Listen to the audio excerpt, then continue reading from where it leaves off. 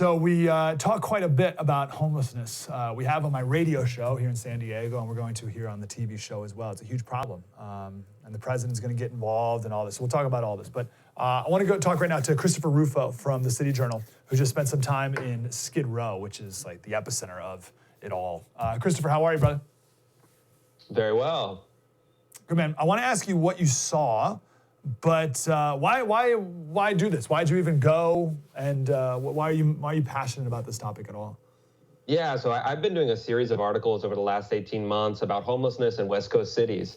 And I thought it was time to really dig in and, as you said, go to the epicenter of the problem in Los Angeles, in Skid Row. And what I saw there was really shocking. You have to consider that there are 59,000 people sleeping on the streets, in tents, cars, and emergency shelters in Los Angeles County. This is an unprecedented number, and I wanted to understand what's really happening and what's causing this crisis. What did you see? You know, I saw a bit of everything. I saw some really desperate situations.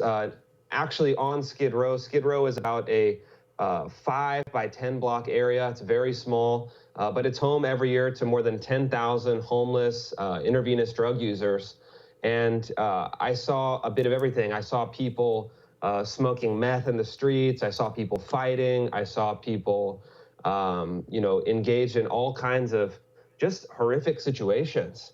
And it's all right there, plain to see. Anyone can go down there.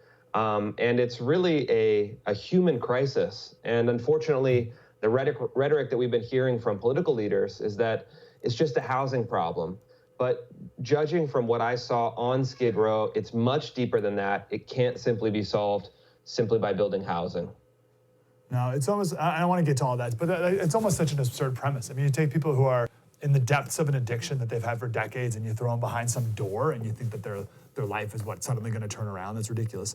I want to get to that though, but I've never been to Skid Row. Is there anything going on there? Like, are there any businesses? Is there any other reason to go there at all other than to be homeless, right?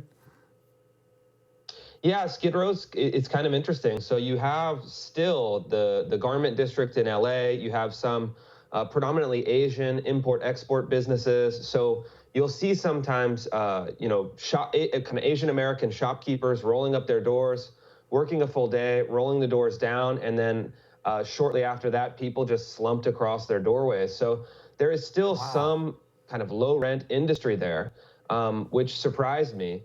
But the dominant industry there is social services. You have hundreds of nonprofit organizations, thousands of subsidized housing units. You have so many different kind of social service functions concentrated in this tiny area, which has a paradoxical effect. You're trying to deliver services, but in fact, Skid Row is probably one of the most difficult places to improve your life in the country. So you're trying to deliver services while at the same time, life on the streets really simply just drags people down. Wow, that's such a good point. Let's talk about the housing real quick. So to explain to everyone, because I'm here in California, you're in Seattle, all we hear about is housing, nonstop all the time. So people in the rest of the country, help everyone understand how that is an issue, but has nothing to do with this issue. Yeah, so obviously housing prices in superstar cities like Los Angeles, San Francisco, Seattle, San Diego, they've gone up tremendously in the last 10 years. That puts pressure on everyone, especially people at the lower end of the income scale. But the data on homelessness is clear. In San Francisco, for example, only 11% of people who are homeless report having any work over the course of 1 year. And if you simply divide it and estimate, you could probably estimate that it's only a few percentage of people that are employed full-time throughout the year among the homeless population. So in a way, you have to get people able to earn an income, able to be independent, able to support themselves before they can even think about, well, what is the rent this month? So I think you have to really approach it that way. Obviously, if you are homeless, addicted, unemployed, San Francisco, Seattle, at Los Angeles is probably a very difficult place to make it because it's so expensive. But you really have to treat those human issues first. You have to figure out what is preventing this person from full engagement with the world, what is preventing this person from being self-sufficient and independent if they're potentially able to be.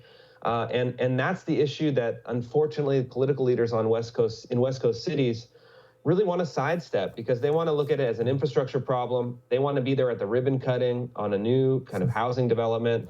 And these other problems are much more difficult, and they frankly don't have an answer. Slater Crusaders, thanks for watching The First on YouTube. If you want more, like, subscribe. We got plenty.